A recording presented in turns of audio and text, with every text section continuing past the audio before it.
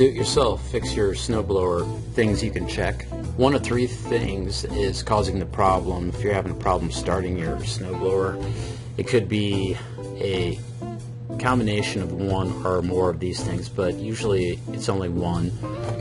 Keep it in mind, keep things simple. Of these three things, usually it's just one. Okay, the spark plug is not firing, or it's not getting the proper air-fuel mixture to the carburetor, from the carburetor to the engine, or insufficient compression. So it's spark, fuel, compression. Okay, those are the three big things. Now, if your spark plug's not firing, you might need to pull a couple plastic covers off, and this will require some basic tools. It's like maybe a socket set, pair of pliers, and a ratchet wrench. You should be good. Usually there isn't much holding these panels on. Maybe, you know, a couple 4 fasteners per panel. They don't make them really maintenance accessible. Without having to remove those panels, you really can't get to anything. So you're going to have to take probably at least one panel off. But the good news is there, like I said, usually not a lot of fasteners. Just when you approach this, use some common sense and common tools, you should be good to go. You want to look to see, you know, just how the cowlings, the panels are attached. Usually just thin pieces of plastic. Okay, so remove the fasteners and remember where they go. Taking pictures is a good idea. Now, when you get it open, on the inside of the panel somewhere, okay, you should see the back side of the on-off switch. So you got this key switch, if yours has a key, or if it has some kind of toggle switch on the back side of that switch, which is on one of those panels that you take off. Or you might be able to get to it some other way. Once you have one of the panels off, you might be able to look up in there and see the back side of that switch. You want to make sure the wires going into that are really connected well. Usually it's like just a plug with 2 wires going into it, and the plug plugs into the back of the switch that has like a 2-post switch. Very simple. Sometimes it's hanging off, and when you go to reinstall everything, it's real easy to bump that wire off the back of the switch, so be careful about that if you're going to attempt it. Next, you're going to remove the spark plug. Okay, so we're checking for fire here, and you remove that spark plug. For this, it's recommended for sure to use like a socket and a wrench. Most of the basic socket kits have spark plug size sockets, and for the spark plug it's usually about like a 5/8 to 11/16 or something like that. It's a pretty good size, less than an inch, and some of them are very smaller, but that's kind of a not many. So anyway, you're just gonna have to look at yours and see what's doing there, but you got to remove the spark plug. If you don't have the proper socket for it, you can use a pair of pliers. Sometimes it does do the trick, but you just can't put pressure on that ceramic, the white part of the spark plug, you know, and don't grab that at all. You got to grab at the base. It's the metal base of the spark plug, and use the pliers, get a good grab on that metal, the hex portion of it, and then squeeze real tight, and then just turn to the lefty-loosey. Now, as you're squeezing super tight, okay, give it your best shot, but if it won't move, just reconnect the wire and, you know, move on to the fuel and compression checks. Now, one thing you can do here that I didn't write was, you know, if you aren't scared, you can actually hold on to the wire. When you take the wire off of the spark plug, you can hold on to the wire with your bare hand and pull the starter cord. Okay, you will feel this, and you'll get over it just as soon as you feel it, and the feeling goes away. But that's definitely a way, you know, to check and make sure to check for spark if you get a little shock, but it won't hurt you. Now, if you are able to remove the plug, insert the plug back into the spark plug wire. First you got to take the wire off the plug, you remove the plug, and then once that's all removed, you put the plug back into the spark plug wire, like where the elbow is. It should be a little black elbow. Now make sure the key switch is on when you're checking for the spark. Okay, the key switch has got to be on.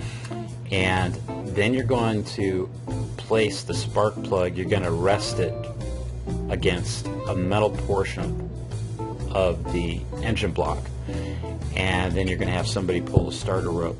Then you can observe at the electrode gap the spark. If it's working, you'll see a crisp blue spark at the electrode gap. If you don't have spark, you can try to get a new plug and it might work, but I rarely see that spark plugs are bad. So if you got the key on and you're doing the grounding of the plug as I described properly, you should see that plug firing. If it isn't, more than likely it's going to be like a coil or a magneto problem, and then it's probably time to take it to a shop. If you do see spark, you're good to go. And now while the plug is still out, it's time to go check the compression. And what we're going to do there is the plug's already removed, and we're going to move it over to the side, or you're going to get shocked by the wire because we're going to pull the rope. So you want to place the fleshy part of your thumb or your finger now over the spark plug hole on the engine. Okay, then have someone pull the starter rope or turn the key to start it if it's electric start. Okay, you should feel strong, okay, pulsing pressure up against your finger when they're pulling the rope.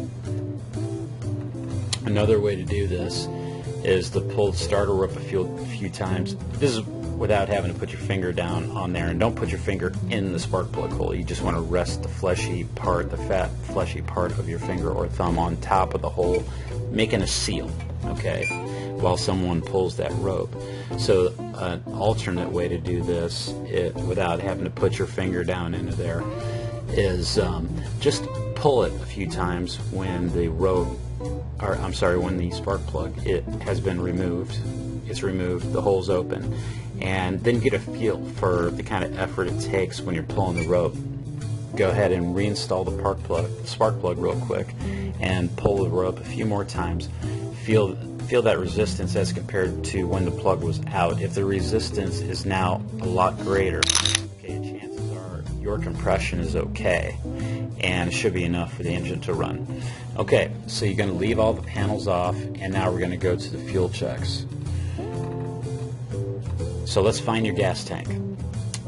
Take off the cap and check to see if fuel is in there. Very simple, right? But this is very often missed. Okay, if it is okay, and you already went through the spark plug checks, your panels are already going to be removed.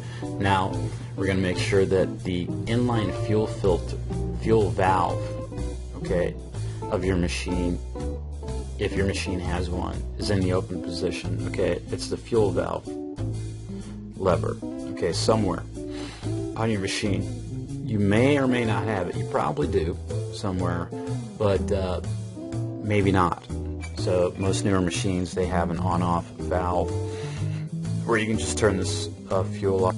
Sometimes the valve is located at the bottom of the tank, and there are many different configurations and setups for this. It just depends on your particular machine, so you're going to have to look around. Okay.